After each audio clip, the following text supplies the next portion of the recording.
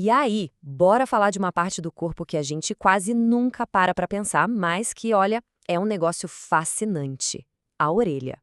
E pode acreditar, a história dela vai muito, mas muito além de só permitir que a gente ouça as coisas. Vamos mergulhar fundo nessa história. Bom, se alguém pergunta para que serve uma orelha, a resposta vem na hora, né? Ah, para ouvir, claro. É o que todo mundo pensa. Mas e se eu disser que essa é só a pontinha do iceberg e que a parte mais surpreendente dessa história talvez nem seja essa? Pois é, e aí do nada a gente sai da aula de biologia e cai direto num livro de mitologia. Olha que interessante. Na China, por exemplo, ter orelha grande é sinal de sabedoria, até de imortalidade. Então, para a gente entender a máquina que é a orelha, primeiro a gente precisa sacar o que ela representou para um monte de culturas por aí.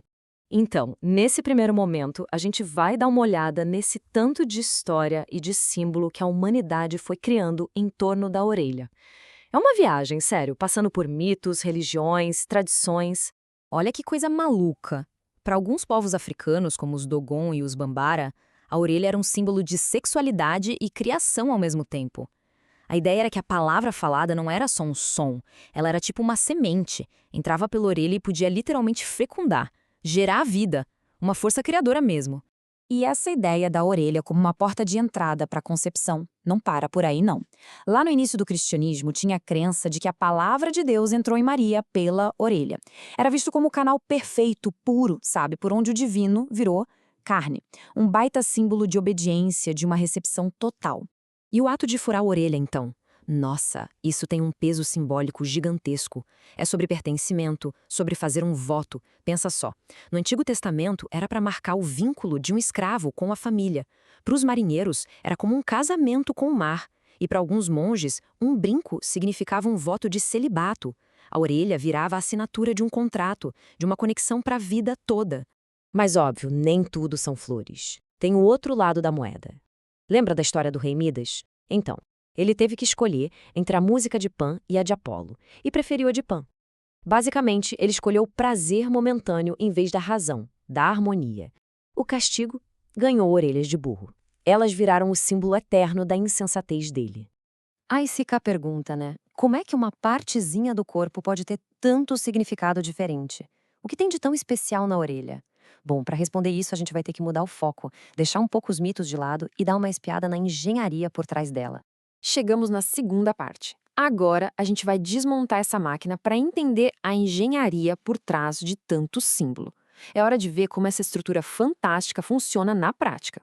Basicamente, a orelha é dividida em 3 partes, de uma forma super inteligente, cada uma com uma função bem específica. Pensa que é tipo uma linha de produção, saca? Uma parte coleta, a outra amplifica e a última converte. Simples assim. E olhando assim fica fácil de entender, né? A orelha externa, essa que a gente vê, pega o som que está no ar. A orelha média transforma esse som em vibração mecânica. E a orelha interna, que é a parte mais complexa de todas, traduz essa vibração para a língua que o cérebro entende. Então, vamos lá. A jornada do som começa aqui fora, na parte que a gente consegue ver. Essa cartilagem toda, que chamamos de pavilhão, funciona como se fosse uma antena parabólica. Ela capta as ondas sonoras e joga tudo para dentro de um canal, lá na direção do tímpano.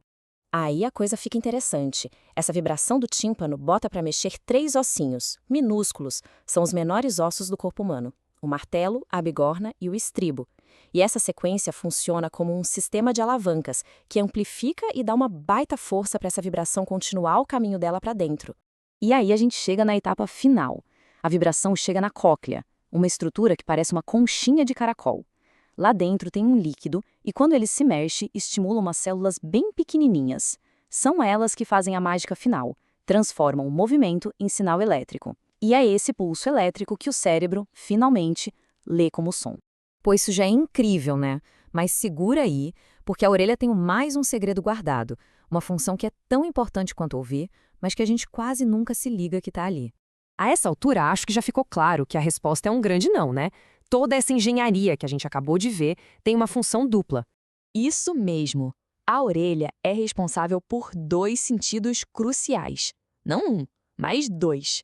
O primeiro, claro, é a audição. Mas e o segundo? A orelha é também o centro do nosso equilíbrio. É isso. A mesmíssima parte do corpo que deixa a gente ouvir uma música é a que não deixa a gente cair quando anda, corre ou dança. É como se fosse o nosso giroscópio particular. Lá dentro da orelha interna, do ladinho daquela parte que cuida do som, tem outras estruturas. O utrículo e o sáculo sentem a gravidade, eles avisam o cérebro se a gente está de pé ou deitado. E os canais semicirculares sacam qualquer movimento de rotação da cabeça. Juntando tudo isso, a gente tem um verdadeiro GPS interno. E aí a gente vê a combinação perfeita, né? De um lado, a audição, que conecta a gente com o mundo lá fora, com as pessoas, com a música. E do outro, o equilíbrio, que mantém a gente estável aqui dentro, no nosso próprio corpo. Uma nos conecta com o universo, a outra nos ancora nele. Duas funções vitais trabalhando juntas em perfeita sintonia. No fim das contas, a orelha é um microfone, um sensor de equilíbrio e um baú de histórias, todo ao mesmo tempo. E isso faz a gente pensar, se uma parte tão pequena do corpo guarda tanta coisa, imagina o resto. Quantos outros segredos o nosso corpo tem para contar? Fica aí a reflexão. Até a próxima!